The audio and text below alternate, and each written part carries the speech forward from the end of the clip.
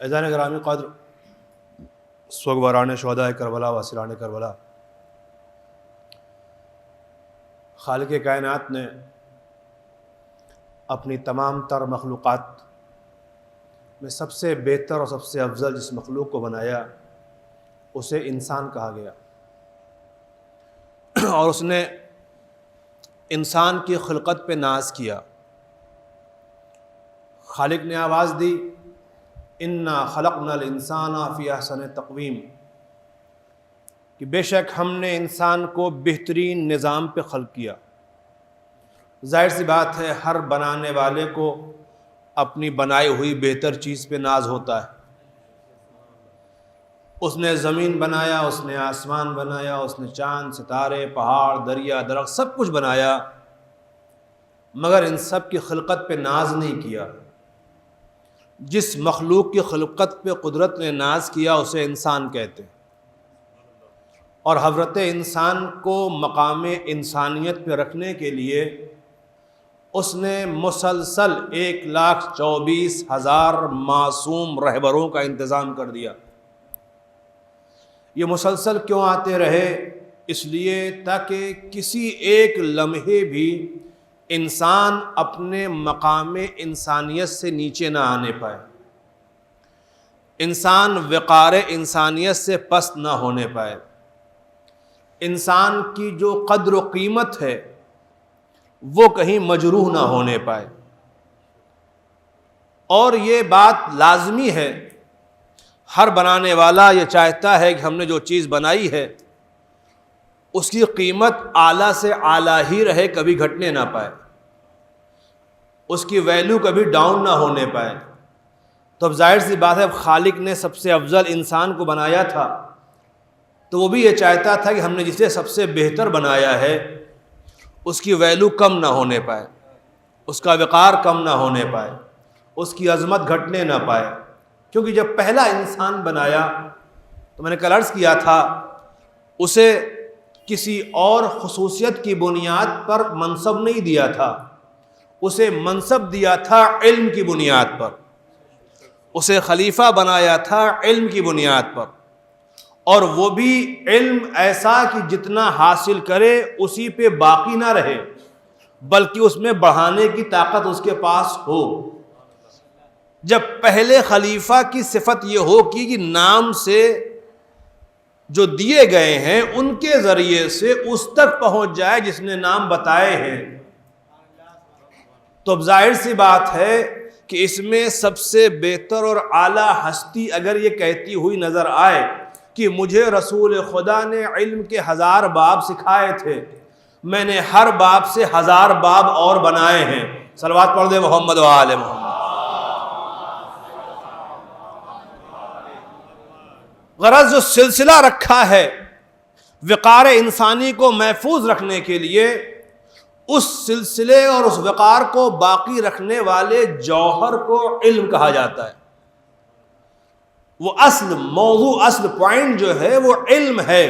یعنی اگر علم کے زیور سے انسان آراستہ رہے گا تو اب وقار انسانی کو بچا سکتا ہے، اور اگر علم سے خالی ہو گیا تو یاد رکھو وقار انسانی مجروح ہو کر کے رہ جائے گا، انسان اپنے مقام شرف پہ محفوظ نہیں رہ پائے گا۔ صلوات پڑھ دیں محمد و آل محمد۔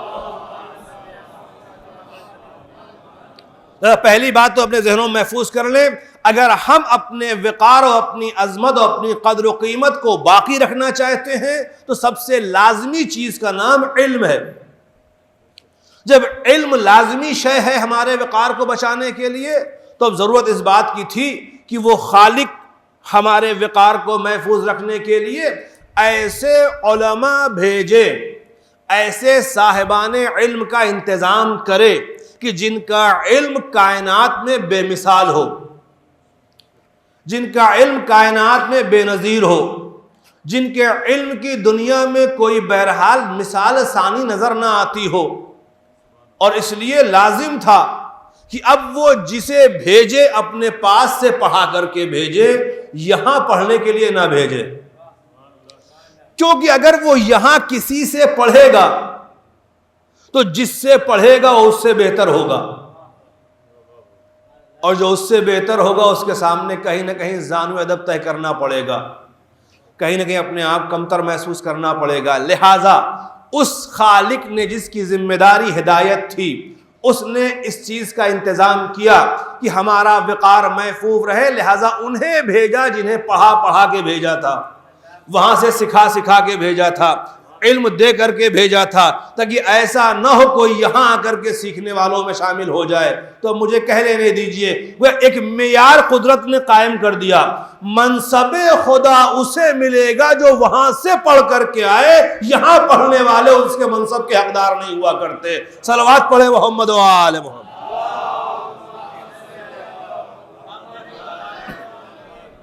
منصب الہی ان کا حصہ ہوگا جو وہاں سے علم لے کر کے آئے۔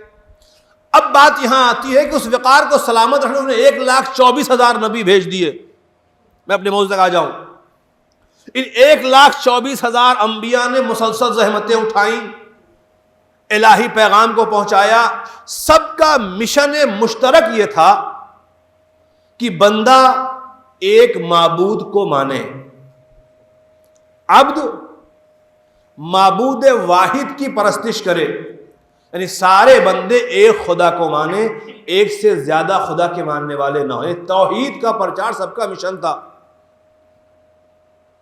ایک کو کیوں مانے بھائی؟ کئی کو ماننے میں آسانی ہے بھائی، ان کی نہ سمجھ ان کی مان لیں گے، جب بہت سے ہو جائے تو تھوڑا سا راستہ آسان ہو جاتا ہے۔ لیکن اگر ایک سے زیادہ کو مان لیا تو یہ دوسرا جو اضافی ہوگا نا، یہ بہرحال ان دو میں کوئی ایک دوسرے کا محتاج بن جائے گا، اور جو محتاج ہو جائے وہ معبود نہیں ہوگا۔ محتاجی معبود کی صفت نہیں ہے، معبود وہ ہے جو بے نیاز ہو۔ لہذا ضرورت اس بات کی ہے کہ کسی ایک ایسے کو مانا جائے جو سب سے بے نیاز ہو، اسے ہماری چیزوں کی ضرورت نہیں ہے۔ ہم کبھی یہ نہ گمان کرے صاحب کہ ہم نماز پڑھتے ہیں تو اللہ کا فائدہ ہونے والا ہے، ہم روزہ رکھے تو خدا کو فائدہ پہنچنے والا ہے، ہم خیرات دے تو خدا کو کچھ نہیں۔ ہمارے کسی عمل سے نہ اسے فائدہ پہنچتا ہے اور نہ کسی ہمارے برے عمل سے اسے نقصان پہنچتا ہے۔ اب یہ بات اگر آپ تک میں پہنچا لے جاؤں، وہ ہمارے ماننے نہ ماننے کا محتاج نہیں ہے۔ ہم مانیں گے تب بھی وہ خدا ہے، نہ مانیں گے تب بھی وہ خدا ہے۔ وہ تب بھی مالک ہے ہم نہ مانے تب بھی وہ مالک ہے، ہر شے اس کے اختیار میں ہے۔ یہ جملہ کہوں، اس کا معنی یہ ہوا کہ اب جو افراد بھی اس کی طرف سے منصب لے کر کے آئیں گے، وہ منصب ماننے والوں کا محتاج نہیں ہوگا کہ لوگ مانیں گے تو صاحب منصب کہلائے گا۔ لوگ مانے یا نہ مانے، منصب الہی ہے وہ باقی رہے گا۔ صلوات پڑھے محمد و آل محمد۔ وہ منصب کسی کے ماننے کا محتاج نہیں ہے کہ صاحب تھوڑا زیادہ لوگ مانیں گے تو ویلو بڑھے گی، کم ہوں گے تو تھوڑا ویلو ڈاؤن ہو جائے گی۔ یہ تو ہم جیسے سوچتے ہیں کہ زیادہ لوگ واہ واہ کر دیں گے تو شاید ویلو بڑھ جائے گی۔ اس منصب میں ایسا نہیں ہے۔ جو منصب وہاں سے صاحب منصب ہے، کمالات اس کے پاس ہیں، صفات اس کے پاس ہیں، وہ بلندتر ہے، وہ افراد کا محتاج نہیں ہے۔ یہی فرق ہے منصب الہی میں اور منصب دنیا کے اندر۔ اہل دنیا جو منصب دیتے ہیں وہ محتاجوں کے ذریعے دیا ہوا منصب ہوتا ہے، وہ افراد کا محتاج ہوتا ہے، اور جو منصب خدا عطا کرتا ہے وہ افراد کا محتاج نہیں ہوتا ہے۔ اسی لیے شاید اب اگر کوئی یہ کہتا ہوا نظر آئے کہ امام حسین نے قیام کیا تھا حکومت پانے کے لیے، تو جملہ کہنا چاہوں گا، تخت حکومت کا محتاج وہ ہو جس کا حکم تخت کی بنیاد پر چلتا ہے، جس کی باتیں لوگ تخت پہ بیٹھنے کے بعد مانتے ہیں۔ وہ تخت حکومت کا محتاج نہیں ہے جو بوریے پہ بیٹھ کے بھی ہواؤں پہ چلاتا ہو، فضاؤں پہ اس کا فرمان چلتا ہو، فرشتے جس کی باتیں مانتے ہو، کائنات کے چرند و پرند جس کے تابع ہوتے ہو، وہ تخت کا محتاج نہیں ہوتا، اسے خدا نے وہ منصب ہی دے رکھا ہے، جہاں بیٹھے گا وہی حکومت بن جائے گی۔ صلوات پڑھے محمد و آل محمد۔ اور بات ہے تو کہتا چلوں، وہاں کی بات کیا، ان کی بات کیا، یہ تو ہم جیسے لوگ بھی کہتے ہیں نا جہاں فرش بچھا لے وہیں جنت ہو جائے گی، تو بھلا ان کی حکومت کا مسئلہ ہی الگ ہے۔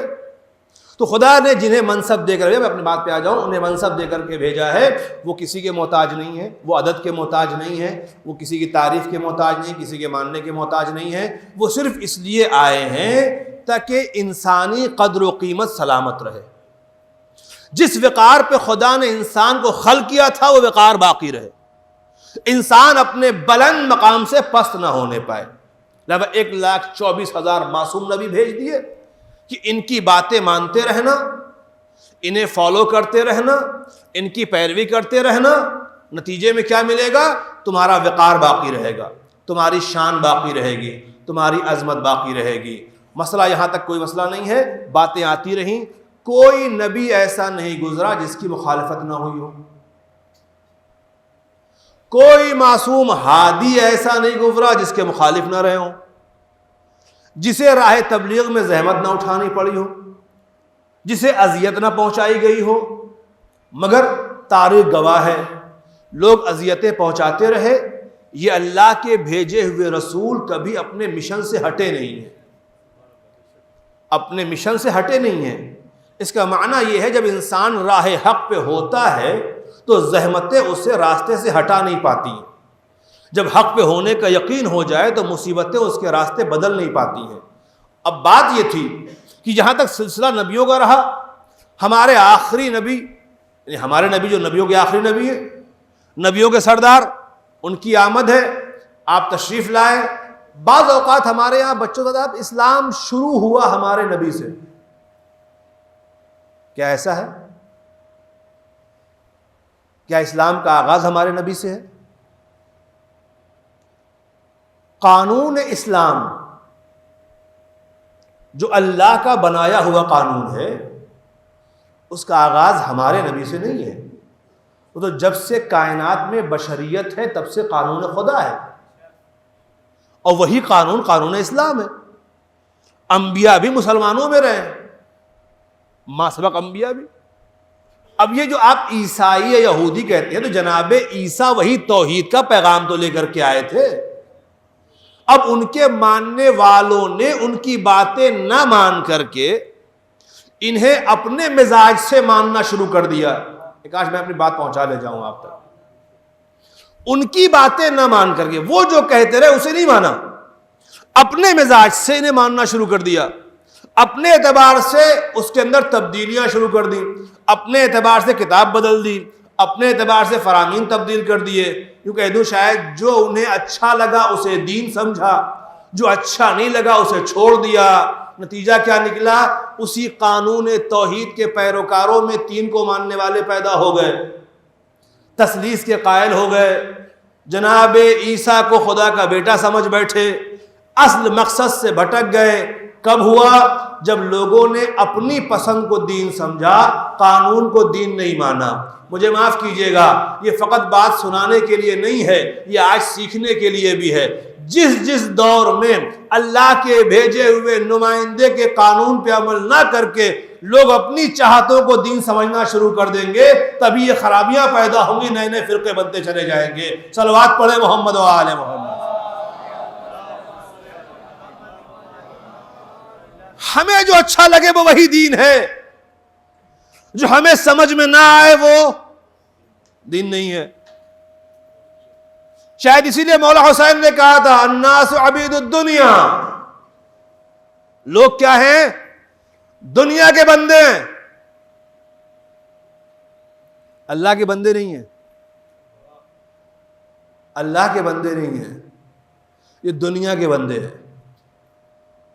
مطلب دنیا کے بندے بھی ہوتے۔ وَالدِّينُ لَائِقٌ عَلَىٰ أَلْسِنَتِهِمْ، دین کیا ہے؟ کہ دین ان کی زبانوں پر فقط ایک چاشنی ہے، ایک لذت ہے، ایک چٹخارا ہے، کہہ دو ایک ذائقہ ہے، ایک ٹیسٹ ہے جو فقط زبان تک ہے۔ کب تک دیندار رہتے ہیں؟ جب تک دین سے انہیں فائدہ پہنچتا رہے تب تک دیندار ہوتے ہیں، اور جیسے ہی انہیں ذرا سا آزمایا جاتا ہے، ایک چھوٹا سا امتحان اگر دین کے نام پہ لیا، کہتے قلت دیانون، تو دیندار کم ہو جاتے ہیں۔ جب تک زبانی باتیں کرنی ہوں ہم سب سے بڑے دیندار ہیں، اور جب ذرا سا دین کے نام پہ تھوڑا سا امتحان ہو جائے، میں امتحان کی بات کیا کروں، امتحان تو بہت بڑی چیز ہے۔ کبھی کبھی بات یہ آتی صاحب کہ دین کے احکام میں فریضہ ہے خمس نکال دیجئے، تو پھر دیندار کم ہو جاتے ہیں۔ اپنی محنت کمائی کائے کو دے دے بھائی، پھر وہ دین سمجھ میں نہیں آتا۔ کیوں؟ اس لیے کہ شاید ہم اس مال کو اپنی ملکیت سمجھتے ہیں۔ میں تھوڑے رکوں گا آپ کو یہاں پر۔ جس دن سے ہمارے ذہنوں سے عبدیت کا تصور نکلا، بہت توجہ، جیسے ہی ہم نے یہ مان لیا صاحب کہ ہم بندے نہیں ہیں مالک ہیں، اسی دن سے دین پہ عمل کرنا مشکل ہوا۔ کیونکہ جب ہم نے اپنے آپ کو مالک سمجھا تو مالک کا مطلب ہوا کہ مالک کی ملکیت میں چیزیں ہوں گی، جب اس کی ملکیت ہوگی تو بھلا اپنی ملکیت ہم دوسرے کیوں دیں، اپنا سامان دوسرے کیوں دیا جائے، کیا وجہ ہے، کیوں ادا کرتے؟ بھائی محنت تو ہم کرتے ہیں۔ کب ہو سکتا ہے کہ ہم دین پہ عمل پیرا ہوں؟ جب ذہنوں میں عبدیت ہو، ذہنوں میں بندگی ہو، ہماری فکروں میں یہ بات آ جائے کہ ہم عبد ہیں، بندے ہیں، مالک نہیں ہیں۔ مالک وہ ہے، اور جو بندہ ہوتا ہے نا، بندہ کسی شے کی ملکیت حق نہیں رکھتا، غلام کسی چیز کا مالک نہیں بنتا، جو کچھ ہوتا ہے مالک کا ہوتا ہے۔ اب یہ مالک کی عطا ہے کہ غلام کو استعمال کرنے کے لیے دے دے، یہ اس کی شان کریمی ہے کہ بندے کو تصرف کا اختیار دے دے، وہ ملکیت میں نہیں آئے گا اس کے۔ جب یہ خیال ہو کہ ہم مالک نہیں ہیں، بندے ہیں، ہمارے پاس جو کچھ بھی ہے اس کی ملکیت ہے، تب اس کے کہنے پہ دینے میں کوئی تکلیف نہیں ہوتی، پھر وہ جہاں کہے وہاں دینے کو تیار ہے۔ دقت تب پیدا ہوتی ہے ہم سوچے صاحب یہ مال ہمارا ہے۔ آئیے کربلا کے میدان میں جن لوگوں نے قربانیاں پیش کی، روایتیں کہتی ہیں جیسے جیسے امام حسین قربانیاں پیش کرتے جا رہے تھے ویسے ویسے چہرے پر اطمینان کی چمک بڑھتی جا رہی تھی۔ کیوں؟ شاید اس لیے، بہت توجہ ہے تو شاید اس لیے کہ ایک ایماندار امین سمجھتے ہیں جس کے ہاتھ میں کوئی چیز امانت طور پہ دی جائے۔ میں نے ایک سامان آپ کو دیا تھا، رکھے رہیے اپنے پاس، 2-4 دن بعد لے لوں گا، جس کو دیا وہ امین کہلائے گا۔ اب اگر جس کو ہم نے دیا ہے وہ ایماندار ہے تو جب تک میں اپنا سامان اس سے واپس نہ لے لوں تب تک اس کے چہرے پہ پریشانی رہے گی، ذمہ داری والی، احساس ذمہ داری۔ فلاں صاحب کا سامان رکھا ہے بھیا، پتہ نہیں کچھ گڑبڑ ہو جائے تو مشکل ہو جائے گی۔ جب تک میں سامان واپس نہ لوں گا آپ کے چہرے پر ذمہ داری کے احساس کی پریشانیاں دکھائی دیں گی، اور جیسے ہی میں آؤں بھیا لائیے میرا سامان واپس دے دیجئے، اور آپ نے ہماری امانت بالکل شرافت سے ویسے ہی واپس کر دی، اب اسی دن سے آپ کے چہرے پر سکون کے آثار آ جائیں گے۔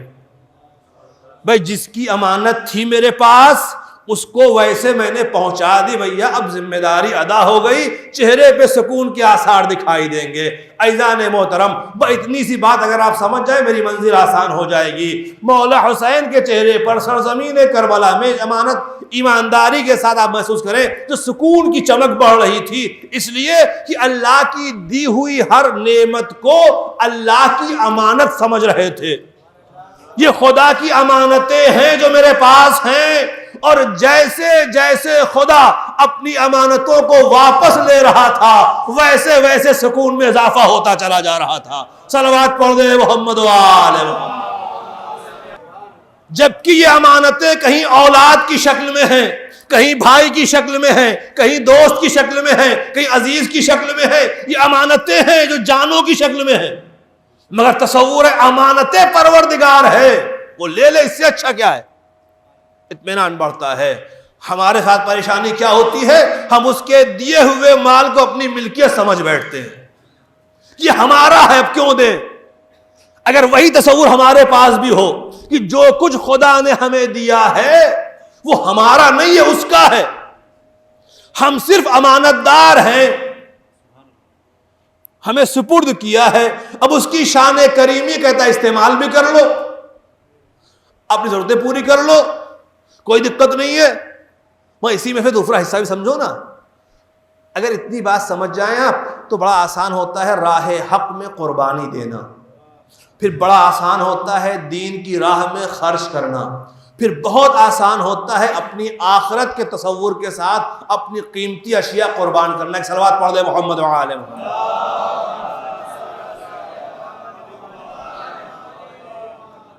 تو بات یہ تھی انسانی وقار کو محفوظ رکھنے کے لیے جو سلسلہ قائم کیا پروردگار نے, انبیاء کو بھیجا, ہمارے نبی آئے, یہ سب کے سب توحید کی تبلیغ کر رہے تھے.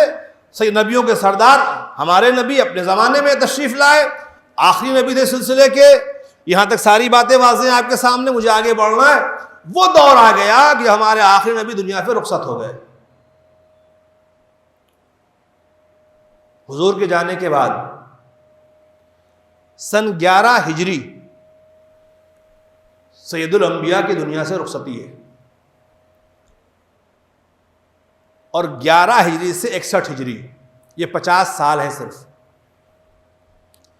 اس 50 سال کے اندر جو تغیر واقع ہوا, جو تبدیلیاں آئیں, جو بدلاؤ آئے انسانی مزاج کے اندر, یہ ساری چیزیں آپ کے ذہنوں میں محفوظ ہونی چاہیے. کبھی کبھی سوال یہ پیدا ہوتا ہے کہ آخر مولا حسین نے مدینہ کیوں چھوڑ دیا؟ مدینہ اپنا وطن تھا. اگر یزید کی بیعت کا انکار کرنا ہی تھا اور کرنا ضروری تھا تو مدینے میں رہتے, انکار کرنے کے بعد اپنے وطن میں رہتے, اہل وطن کا سپورٹ ملتا, اپنا گھر تھا, کیا ضرورت تھی مدینہ چھوڑ کے جانے کی؟ وہ صحرا میں کیوں چلے گئے؟ عزیزان گرامی, یہ سوال اپنے آپ میں قائم ہوتا ہے, مگر اس کا جواب اگر آپ محسوس کیجئے گا تو شاید میں واضح کر سکوں. اس میں بہت سی وجوہات ہیں, بہت سے اسباب ہیں. ایک سبب تو یہ ہے کیونکہ امام حسین مدینے کے حالات سے بالکل اچھی طرح ہم سے بہتر واقف تھے. ہم یہ دیکھ رہے ہیں مدینہ وطن ہے, مگر امام حسین علیہ السلام کی نگاہ میں وہ سن 11 ہجری والا مدینہ بھی تو ہے کہ جہاں آپ کے نانا اس دنیا سے رخصت ہوئے, جنازہ گھر میں رکھا رہا, اہل مدینہ شریک نہیں ہوئے. یہ مدینہ ہی تو تھا, یہ مدینہ ہی تھا جہاں اتنی خدمتیں نبی نے کی تھیں, یہ مدینہ ہی تھا جہاں اتنی نعمتیں نبی نے دی تھیں, مگر اسی مدینے کے اندر سرکار کا جسم اقدس موجود رہا. لوگ کہاں چلے گئے؟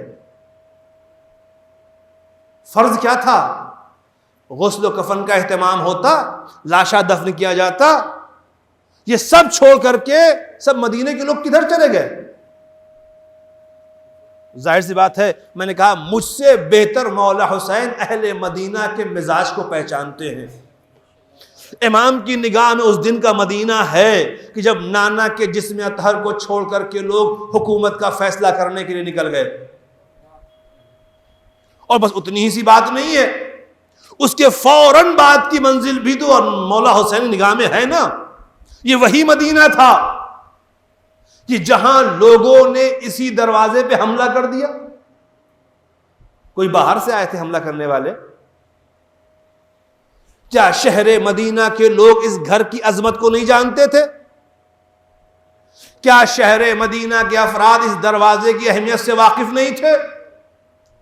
کیا سرکار دو عالم کے ساتھ رہنے والے اہل مدینہ نے اپنی نگاہوں سے نہیں دیکھا تھا کہ حضور نماز کے بعد اسی دروازے پہ آ کے سلام کرتے؟ کیا لوگ ان نگاہوں کے اندر وہ منظر نہیں تھا کہ کہیں جب جاتے ہیں حضور تو سب سے آخر میں اسی گھر سے رخصت ہوتے، جب واپس آتے سب سے پہلے اسی دروازے پہ آتے؟ یہ ساری عظمتیں اگر نگاہوں میں تھیں تو پھر اتنے ہی دنوں کے اندر یہ بدلاؤ کیوں ہو گیا؟ کسی دروازے پہ حملہ آور ہو گئے. لوگ کہتے بات یہ سمجھ میں نہیں آتی، ایسا کیسے ہو سکتا ہے؟ ابھی مدینے میں رسول کی ساری خدمتیں ہیں، اتنے چاہنے والے ہیں، اور گھر پہ حملہ ہو جائے کوئی نہ بولے.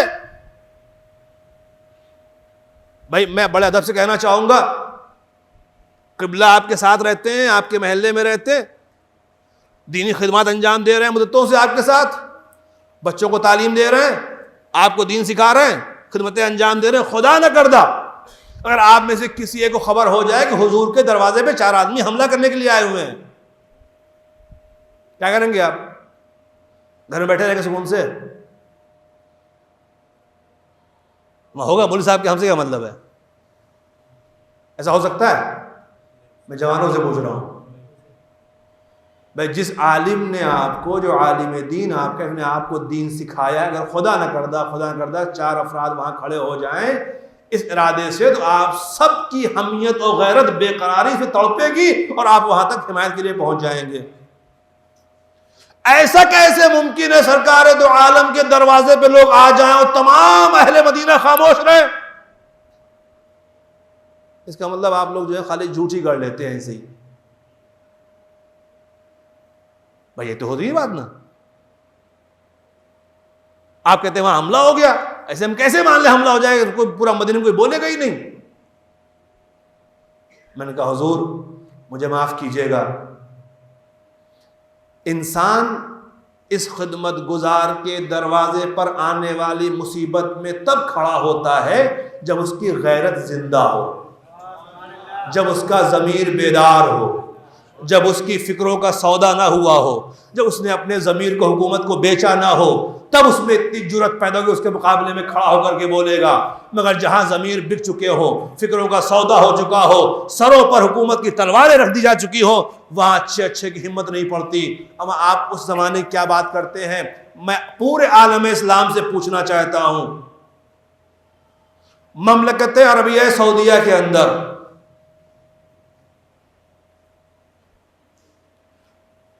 جنت البقیع کے مزارات منہدم ہوئے کہ نہیں ہوئے؟ گرائے گئے نا، توڑ دیے گئے سب. کتنے مسلمان بولے پوری دنیا کے؟ بھائی اب تو آپ کے پاس حکومتیں بھی تھیں،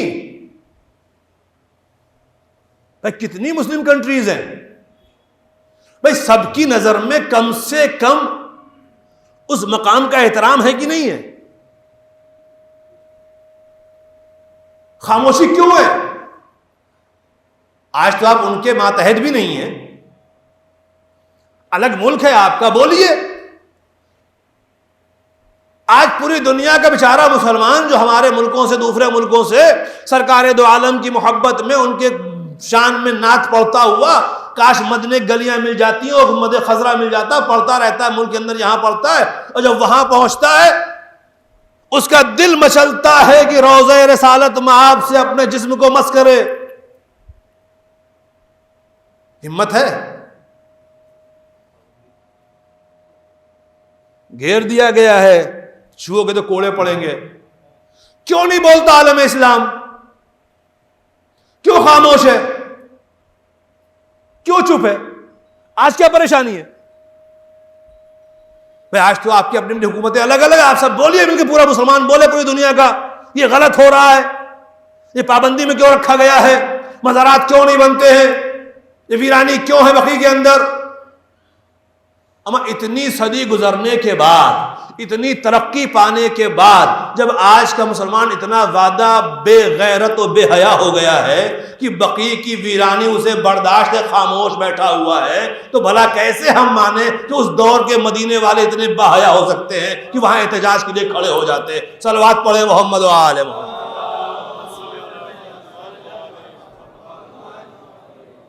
بھئی آج بھی کون بولتا ہے؟ وہ وہی چند ہیں جن کے احتجاج ہوتا ہے صاحب یہ غلط ہوا ہے۔ یہ ان چند کے علاوہ کون نظر آتا ہے؟ ایسے ہی چند اس دور میں بھی تھے جنہوں نے کہا غلط ہوا، باقی سب خاموش تھے۔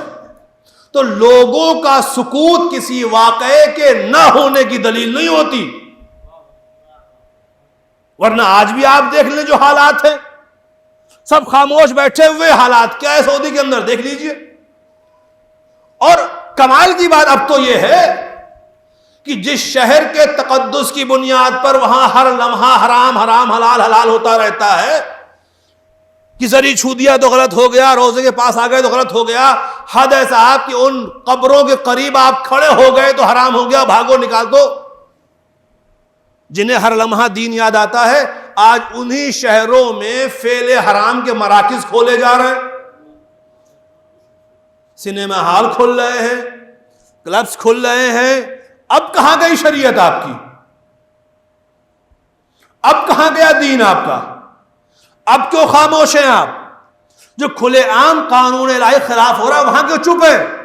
بات سمجھ میں آ گئی، درد اور ہمدردی دین سے نہیں ہے، صرف اہل بیت سے عداوت ہے۔ صلوات پڑھے محمد و آل محمد۔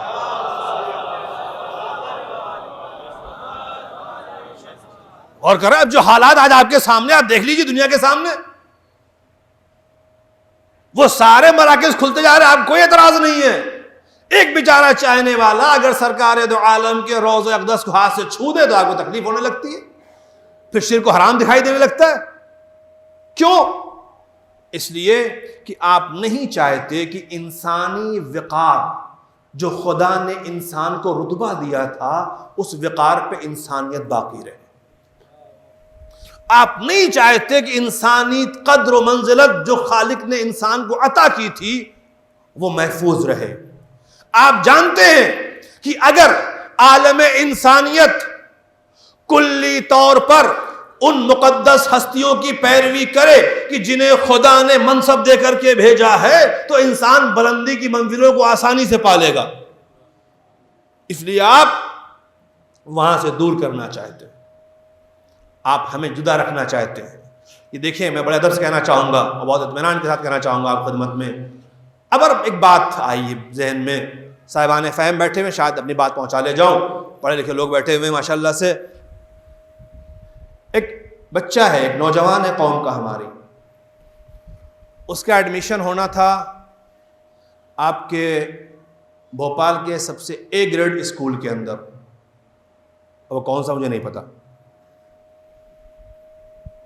آپ مان لیں آپ کے قوم کے ایک بچے کا ایڈمیشن ہونا تھا اس بھوپال کے نمبر 1 گریڈ کے اسکول میں، اور ہم سب جانتے ہیں اگر بچے کا ایڈمیشن وہاں ہو جاتا تو ہماری قوم کا ایک ٹاپ کلاس کا انسان ان اسکولوں سے پڑھ کر کے قوم کو مل جاتا۔ مگر اس میں ایک صاحب نے ایڈمیشن ہونے میں اپنی کہیں سے سیاست کر دی، اس کا ایڈمیشن نہیں ہو پایا۔ بہت توجہ، اس بچے کا ایڈمیشن اس اسکول میں نہیں ہو پایا جہاں سے وہ بہت آگے چلا جاتا۔ اب ایمانداری سے بتا دیجئے مجھے، اگر کسی زمانے میں اس بچے کو یہ معلوم ہو جائے کہ صاحب میرا ایڈمیشن تو فلاں اچھے اسکول میں ہونے والا تھا، مگر حضور حضرت ہمارے پڑوسی جو انہوں نے اپنی حرکت سے میرا ایڈمیشن وہاں نہیں ہونے دیا، جس کی بنیاد پہ آج ہم ترقی کو اس منزل پہ نہیں پہنچے جہاں ہمیں ہونا چاہیے تھا، تو اس بچے کے دل میں وہ ایڈمیشن نہ ہونے دینے والے انسان سے محبت پیدا ہوگی یا نفرت؟ سوال ہے فیضا صاحب سے۔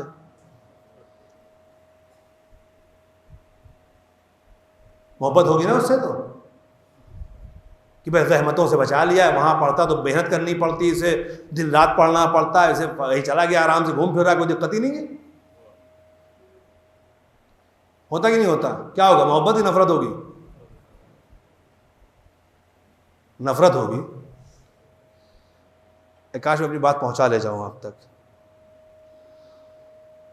خالق کائنات نے انسان کو اشرف خلق بنایا تھا، اور اس کی سب سے بہترین درسگاہ وہ جگہ تھی جہاں اس کے یہاں سے پڑھ کے آنے والے پڑھاتے. اگر یہ انسان اس درسگاہ میں پہنچ گیا ہوتا کہ جہاں یہاں کے پڑھے نہیں وہاں کے پڑھے پڑھا رہے تھے، تو انسان اس دور میں سب سے کامیاب ہوتا، اعلیٰ ترین درجے پہ ہوتا، بلند ترین مقام پہ ہوتا. مگر کیا کرے، کچھ افراد درمیان میں آ گئے، انہوں نے ہمیں اس درسگاہ میں جانے سے روک کر کے ایک نئی مرکز تک، نئے مرکز پہ پہنچا دیا، جس مرکز کے پڑھے لکھے لوگ خود بھی صحیح پڑھے لکھے نہیں تھے، یہاں بھی ٹھیک سے نہیں پڑھے ہوئے تھے، وہاں سے پڑھ کے آنا تو بہت دور کی بات تھی.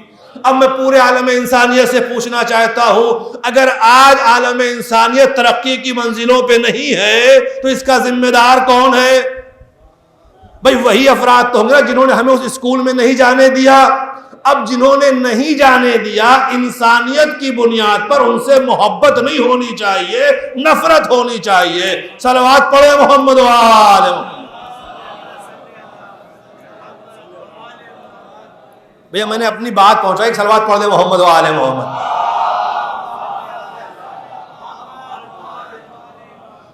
اور اتنا ضروری ہے کم سے کم ہم اسے پہچانے جس نے ہماری ترقی کی راہ میں کانٹے ڈالے ہیں. ہم اسے پہچانے ہمیں ترقی کی راہیں روکی ہیں. قسم خدا کی اگر بعد پیغمبر اسلام عالم میں اسلام اسی معصوم دروازے پہ رہا ہوتا، کسی اور در پہ اسے نہ بھٹکایا گیا ہوتا، تو یقین جانیے کہ آج جس مقام پہ انسانیت ہے اس سے کہیں بلند درجے پہ ہم رہے ہوتے. آج دنیا جو اتنے پیچھے ہے اس کی وجہ یہ ہے کہ علی جیسے عالم سے لوگوں نے نہیں پوچھا، مرکز غیروں نے کھول لیا، لوگ ادھر چلے گئے.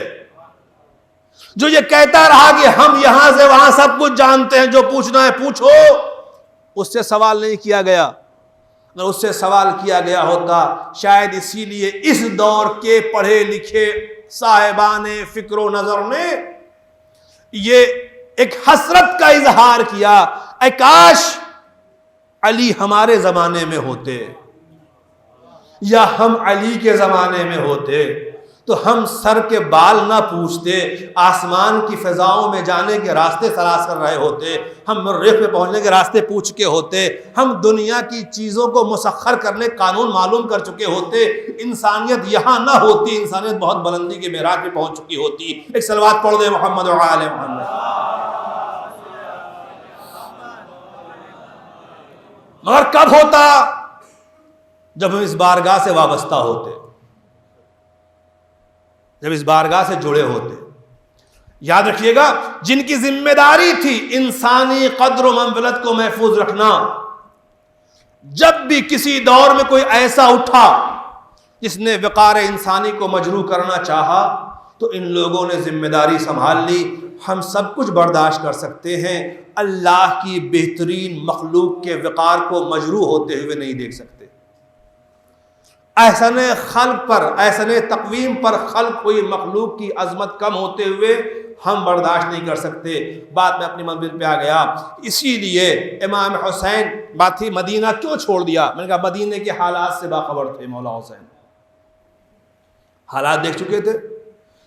نانا کے دور میں دیکھا مدینے کے حالات کو، ماں کے اوپر ظلم ہوا تب بھی مدینے کے حالات کو دیکھا، مولا علی کے ساتھ جو ہوا تب بھی مدینے کے حالات کو دیکھا امام حسین نے.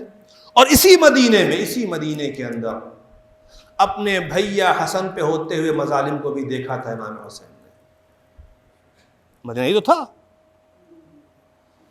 جس شہر کے افراد کی طبیعت کو متعدد مرتبہ آزما چکے ہوں. بھلا کیسے ممکن تھا ایک عالمی منشور کے لیے دوبارہ پھر وہی آزمائش کی جاتی؟ لہذا اہل مدینہ کے حالات کو دیکھتے ہوئے ایک وجہ یہ تھی شاید مدینہ چھوڑ دیا. دوسرا مشورہ یہ آیا مولا حسین کے لیے، ٹھیک ہے اگر آپ مدینہ چھوڑ کے جانا ہی چاہتے ہیں تو ایسے راستوں سے جائیے جو غیر مانوس راستے ہیں.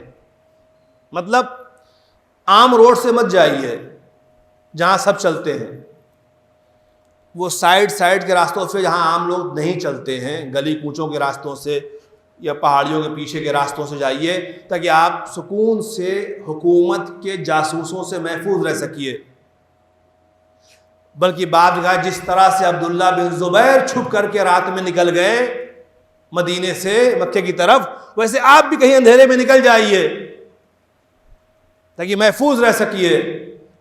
مولا نے جواب دیا نہیں، میں عام راستوں سے جاؤں گا، میرا سفر اس عام روڈ سے جہاں سب جاتے ہیں اسی راستے سے میں جاؤں گا. شاید مولا بتانا چاہتے تھے جب اقدام حق کی راہ میں کیا جائے تو چھپنے کی ضرورت نہیں ہے، پھر تو منظر عام پہ آ کر کے بولنے کی ضرورت ہے. شاید اس لیے اس کے پیچھے مقصد یہ رہا ہو اگر چھپ کر کے چلا گیا کسے کیا معلوم حسین کہاں جا رہے ہیں. عام راستوں سے چلوں گا، جہاں جہاں لوگ ملیں گے وہاں وہاں پتا چلے گا کہ حسین نے بیعت سے انکار کیا ہے اور شہر چھوڑ دیا ہے. دنیا جان جائے کہ پوری دنیا نے بیعت کی مگر حسین نے بیعت نہیں کی ہے. تیسری بات، اس لیے بھی مدینہ چھوڑنا ضروری تھا کیونکہ یہ انقلاب امام حسین عالمی انقلاب ہونا تھا. اگر ایک ہی شہر میں اسی شہر میں رہ جاتے تو حکومت کی فوجیں اسی شہر پہ حملہ آور ہوتی، وہی مسئلہ ختم ہو جاتا. یہ انقلاب عالمی انقلاب نہ بن پاتا. اس لیے ضروری تھا کہ ہجرت کی جائے، وطن چھوڑا جائے اور اس مرکز پہ پہنچا جائے جس مرکز پہ پوری دنیا کا مسلمان جمع ہوگا. پوری دنیا کا مسلمان جمع ہوگا. آپ کو پتا ہے کہ مولا حسین 28 رجب کو نکلے ہیں مدینے سے اور روایتوں میں 3 شعبان کو 4 شعبان کو آپ پہنچ گئے مکہ.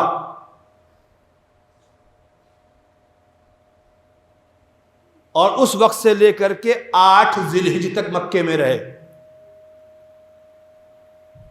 جس زمانے میں لوگ مکے آ رہے تھے حج کرنے کے لیے، پوری دنیا کا مسلمان جمع ہو چکا تھا. ہر آنے والے کو خبر ہو گئی کہ نواسہ رسول نے حاکم وقت یزید کی بیعت سے انکار کر دیا اور صاف لفظوں میں کہہ دیا مثلی لا یبایع مثلا، مجھ جیسا حذیفہ کی بیعت نہیں کرے گا.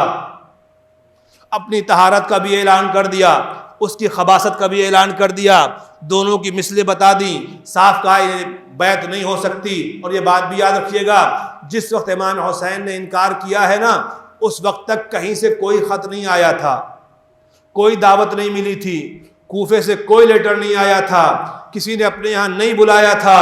صرف پھر انکار کس کی بنیاد پہ تھا وہی سمجھانا چاہتا ہوں. لوگوں کے بھروسے کوئی اقدام کرنا یہ دنیاوی حکام کا کام ہوا کرتا ہے. وہ الہی نمائندہ تھا، اللہ بھروسے چلا تھا، حکم خدا پہ عمل کرتا ہوا چلا تھا، اسے لوگ بلائے مسئلہ نہیں تھا. اس وقت تک کوئی خط ہی نہیں تھا. یہ امامت کی طبیعت تھی جہاں باطل کی بیعت سے انکار کرنا لازمی تھا. صلوات پڑھے محمد و آل محمد.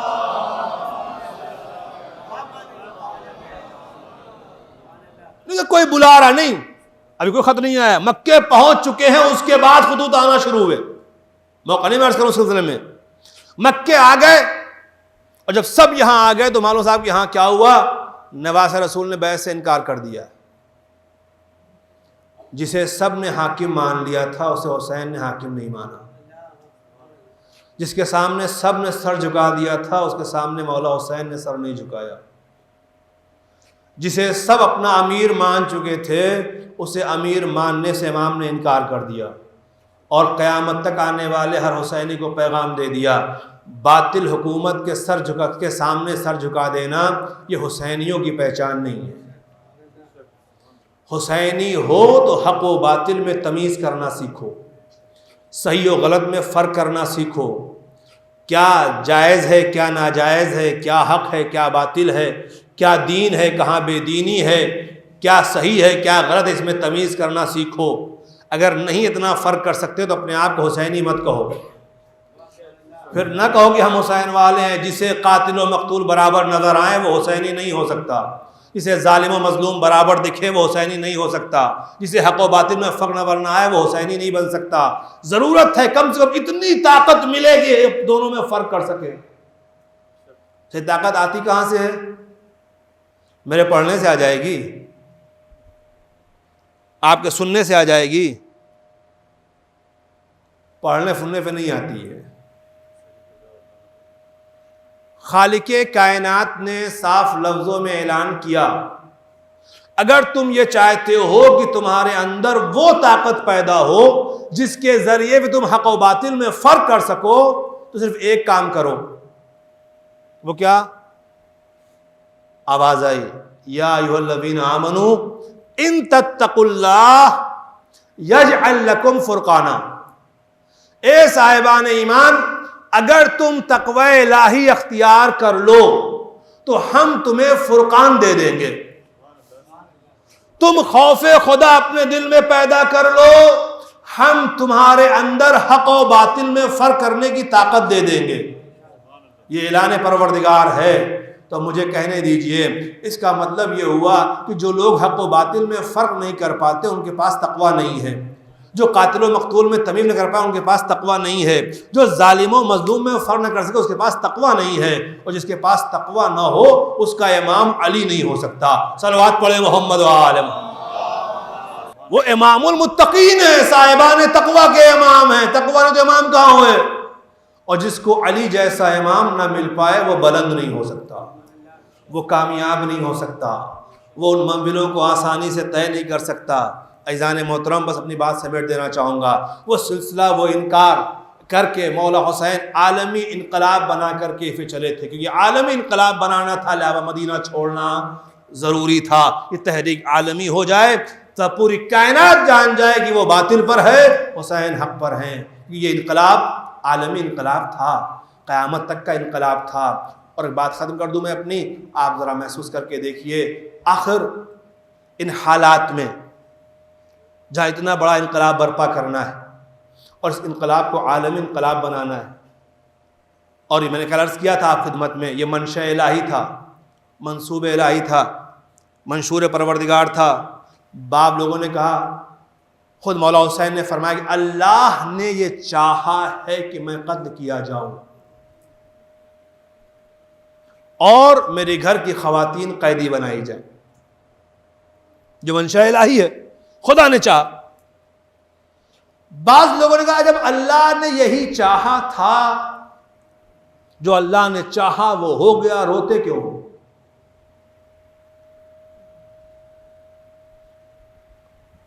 انشاءاللہ کل اس پہ بات کروں گا، آج وقت نہیں ہے، کہ جب اللہ نے چاہا تھا کہ قتل ہو جائے تو مجبور تھے امام حسین، یہ تو منشاء الہی بن چکی تھی، تو اگر مجبور تھے تو پھر اس میں اتنا وعدہ رونے کی ضرورت کیا ہے؟ پھر کون سا کمال ہوا؟ یہ تو منشاء الہی تھی۔ خود مولا حسین کہہ رہے ہیں کہ اللہ چاہتا ہے کہ میں قتل کیا جاؤں اور میری عورتیں قیدی بنائی جائیں۔ بات ختم ہے۔ عزیزان گرامی، میں کہا اس پہ انشاءاللہ کل گفتگو ہوگی کہ اللہ کی مشیت پر عمل کرنے میں کیا مولا حسین مجبور تھے یا مختار تھے؟ اگر مجبور ہوتے تو مجبور کو اجر نہیں ملتا۔ اگر کوئی کام زبردستی کروایا جائے، اگر کوئی اچھا کام زبردستی کروایا جائے تو اس پہ انعام کس بات کا؟ اور کوئی برا کام زبردستی کروایا جائے اس میں سزا نہیں ہو سکتی۔ اور ہمارے عقیدے میں جبر نہیں ہے، ہمارے عقیدے میں جبر نہیں ہے. ہم کہتے ہیں, حالانکہ بعض مانتے ہیں کہ ہم مجبور ہیں, اللہ جو چاہتا وہی ہوتا ہے. اچھا, بعض اوقات ہمارے لوگ کہہ دیتے ہیں ہم کیا کر سکتے ہیں, اب اللہ جو چاہے گا وہی ہوگا. صاحب کیا اتنے مجبور ہمیں کچھ نہیں کر سکتے؟ جملے ہمارے یہاں ہیں کہ اس کی مرضی کے بغیر تو پتا بھی نہیں ہلے گا, تو ہماری کیا حیثیت ہے؟ یہ عقائد کی بحث ہے, انشاءاللہ کل بات اس پہ کروں گا. کیا ہمارا عقیدہ یہی ہے کہ ہم کچھ نہیں کر سکتے؟ اگر یہی ہے مطلب تو پھر معنی کیا ہوا؟ اگر ہم نماز پڑھ رہے ہیں تو ہمارا کون سا کمال ہے؟ ہم تو مجبور ہیں, اللہ نے چاہا نماز پڑھ لی نماز. کوئی چوری کر رہا ہے, اس کی کیا غلطی بیچارے کی؟ اللہ نے چاہا اس نے چوری کر لی, مجبور ہے بیچارہ. ہم اتنے مجبور نہیں ہیں. کسی نے پوچھا چھٹے امام سے, مولا ہم مجبور ہیں کہ مختار ہیں؟ امام نے کہا اپنا ایک پیر اٹھا لو. ایک پیر اٹھا لیا اس نے, کہا دوسرا والا اٹھا لو. کہا یہ نہیں ہو سکتا مولا. کہ جتنا تم پہلا پیر اٹھانے میں مختار تھے اتنے مختار ہو, دوسرا اٹھانے میں جتنے مجبور ہو تم اتنے مجبور ہو. صلوات پڑھ دے محمد و آل. نہ مالک نے تمہیں بالکل مجبور بنایا ہے اور نہ کلی طور پہ مختار بنایا ہے. کچھ چیزوں میں مجبور ہو, کچھ چیزوں میں صاحب اختیار ہو. لہذا ہم مجبور نہیں ہیں. مولا مجبور نہیں تھے شہید ہونے پر, مولا نے اختیار سے شہادت کو چنا تھا. شہادت وہ منزل کمال ہے جس سے بڑی کوئی نیکی نہیں ہے, سب سے بلند درجہ ہے. مگر ہاں اس درجے کو پانے کے لیے خود کو قربان کرنا پڑتا ہے. ماشاءاللہ آپ سب یہاں بیٹھے ہیں, ذکر مولا حسین سنتے رہتے ہیں. کتنوں کے دل میں شوق شہادت ہے کوئی جو کہے صاحب کہ اے اللہ ہمیں شہید کر دے؟ جذبہ پیدا ہوتا ہے. ہم میں تو اکثر موت سے گھبراتے ہیں, موت سے اپنے آپ کو بچانا چاہتے ہیں. ہے کوئی جو نماز میں دعا کر دو پروردگار ہمیں شہادت دے دینا, ہمیں موت شہیدوں والی دے؟ بہت کم ملتے ہیں. ایک بندہ بھی کچھ دنوں پہلے آپ کے درمیان سے گزرا جس کی تمنا شہادت تھی, جس نے اپنی زندگی میں ہر ملنے والے سے کہا دیکھو میرے لیے دعا کرنا کہ میں شہید ہو جاؤں. شاید آپ پہنچ گئے ہوں گے. اور ایسا شوق شہادت, کہتے ہیں کہ ایک چھوٹی یتیمہ بچی تھی, اس کو ان کی انگوٹھی اچھی لگی. اس بچی نے ان سے کہا آپ مجھے اپنی انگوٹھی دے دیجئے. وہ رہنے والی مشہد کی تھی. اسے کہتے ہیں ٹھیک ہے دے دوں گا, ایک شرط ہے. شرط کیا ہے؟ کہ شرط یہ ہے جب تم روضہ امام رضا پہ جانا تو دعا کرنا کہ اللہ مجھے شہادت دے دے. بچی تڑپ بھی کہا نہیں یہ تو نہیں ہو سکتا, میں انگوٹھی نہیں لوں گی ٹھیک ہے, مگر آپ کے حق میں شہید ہونے کی دعا نہیں کر سکتی. کیونکہ بچی شاید اس محبت سے محروم ہونے پہ ڈر رہی تھی کہ جو محبت اس شخص نے دی ہے باپ کی حیثیت سے یتیموں کو, کہیں اس سے میں محروم نہ ہو جاؤں. وہ شوق شہادت تھا کہ اپنی زندگی میں ہی اپنا شہادت نامہ لکھوا کے رکھ لیا تھا. مراجع کرام سے تائید کروا لی تھی کہ صاحب ہاں یہ صاحب کردار اور صاحب عقیدہ ہے, ساری باتیں ہوتی ہیں. ہر ایک صاحب کی میرے حق میں دعا کیجئے. کہتے ہیں کہ جب داعش کا خاتمہ کر چکے تو بڑی مایوسی سے کہنے لگے صاحب اب تو داعش والے بھی ختم ہو گئے, اب شہید کیسے ہوں گا؟ پہنچ گئے آپ. اسے قاسم سلیمانی کہتے تھے, جس کا ارمان تھا کہ ہم شہید کیے جائیں. ایسا شوق شہادت ہمارے اندر ہے. کیا ہم تیار ہیں شہید ہونے کے لیے؟ کیا ہم دعا کرتے خدا ہمیں شہادت کی موت دے؟ مرنا تو سبھی کو ہے,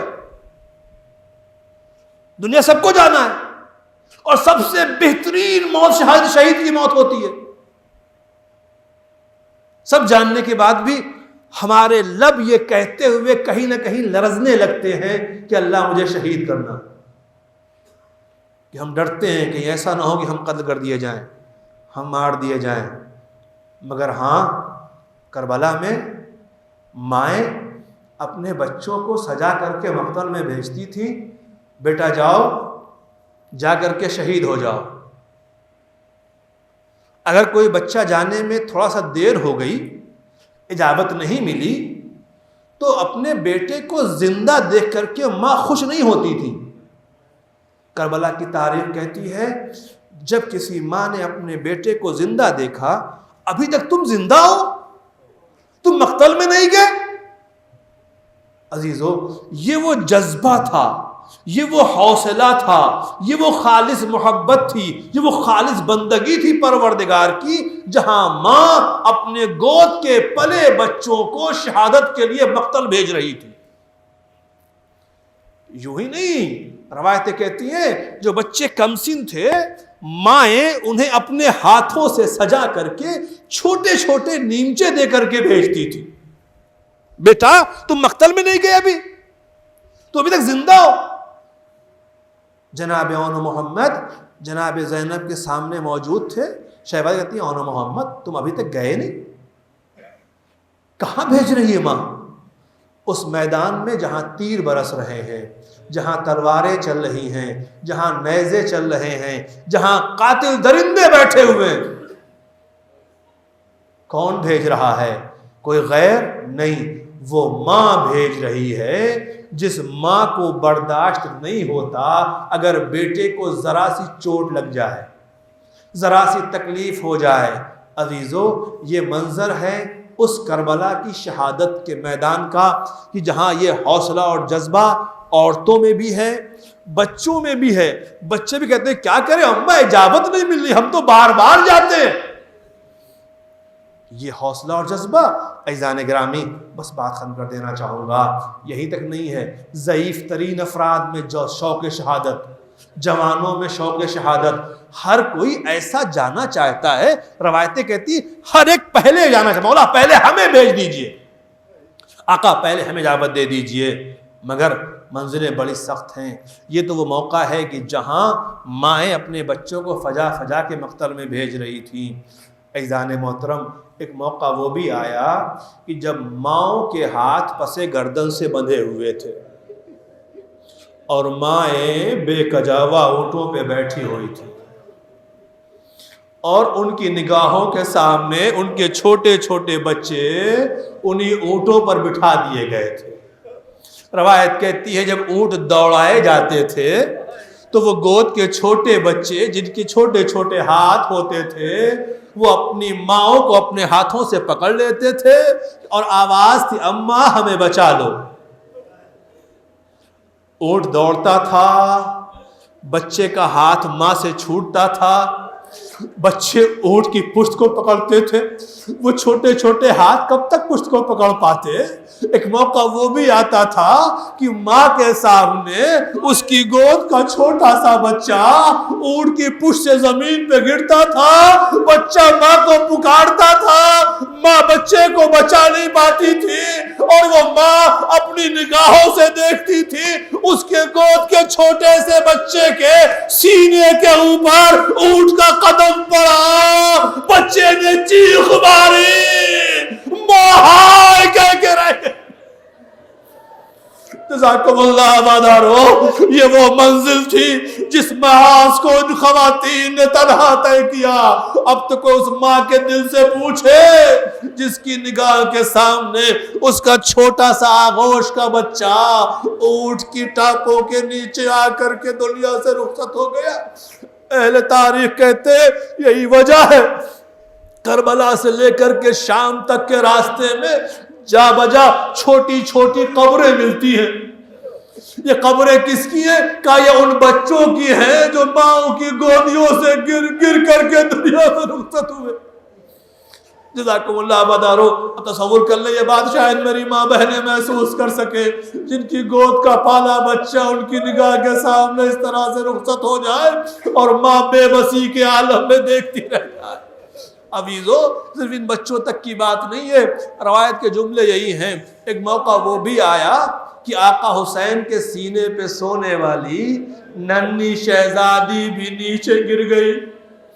اب جو شہزادی گری ہے تو روایت کہتی ہے وہ نیزہ جو خولی کے ہاتھ میں تھا جس پہ مولا حسین کا سر تھا وہ نیزہ چھوٹا ہے زمین میں پیوست ہو گیا۔ خولی نے ایک مرتبہ تازیانہ اٹھایا، آ کر کے ظالم مولا فجاج سے کہتا ہے کہ یا چل کے اب اپنے بابا سے پوچھو آخر آگے کیوں نہیں بڑھتے۔ مولا فجاج اپنی ہتھکڑیاں بیڑیاں سنبھالے ہوئے اپنے باپ کے سر کے پاس آئے، بابا آگے نہ بڑھنے کا سبب کیا ہے بابا؟ آواز آئی کٹے ہوئے سر سے، میرے لال، میرے سینے پہ سونے والی سکینہ پیچھے رہ گئی، جب تک سکینہ آ نہیں جائے گی قافلہ آگے نہیں بڑھے گا۔ اولاد والوں تمہارے بچے ایسے یتیم نہ ہو جیسے جناب سکینہ یتیم ہو۔ بابیزو میں نے مختصر کر دی گفتگو، جناب زینب چلی ہیں ان بچیوں جناب سکینہ کو لینے کے لیے، کیا دیکھا ایک معظمہ ہے جن کی آغوش میں جناب سکینہ آرام فرما رہی تھی۔ ابادارو یہ یتیمہ جو اپنے باپ سے بچھڑنے کے بعد جسے آرام نصیب نہیں ہوا تھا، جب اس یتیمہ کو آرام سے کسی گود میں شہزادی نے دیکھا تو ایک مرتبہ کہتی بی بی آپ کا شکریہ، آپ نے یتیمہ کے ساتھ محبت کا سلوک کیا، جب سے بچی یتیم ہوئی تھی کسی نے محبت کا مظاہرہ نہیں کیا تھا۔ ابادارو جیسے یہ فقرے سنے اس معظمہ نے اپنے چہرے سے نقاب ہٹائی، زینب تم نے مجھے پہچانا نہیں بیٹا، میں تمہاری ماں زہرا۔ لو عزیزو جیسے ہی عالم غربت میں بیٹی کو مصیبت زدہ بیٹی کو ماں مل گئی، ایک مرتبہ باہیں ڈال دی، اماں اب آئی ہو، میرا گھر اجڑ گیا، اماں میرا بھیا مارا گیا، اے اماں دیکھو سر کی چادریں بھی چھین لی گئی، زینب کو قیدی بنایا گیا ہے، بازار شام کوفہ کا سفر ہو رہا ہے۔ سيعلم الذين ظلموا أي منقلب ينقلبون إنا لله وإنا إليه راجعون۔